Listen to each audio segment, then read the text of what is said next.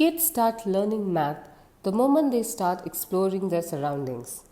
To enhance the learning experience for the first grader, here we have a fun-filled kit on single-digit addition and subtraction.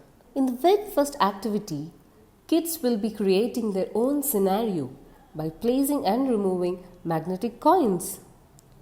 What they learn here is addition happens while adding things and subtraction happens while removing things.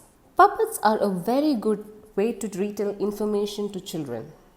Hence, in the next activity, it is learning through counting in hands along with magnetic coins.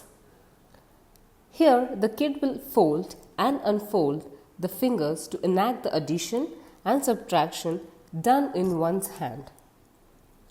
Here comes the most interesting part of the kit, the fun with apple slider.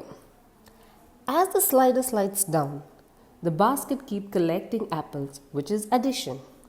At the same time, the number of apples on the tree gets reduced, which is subtraction.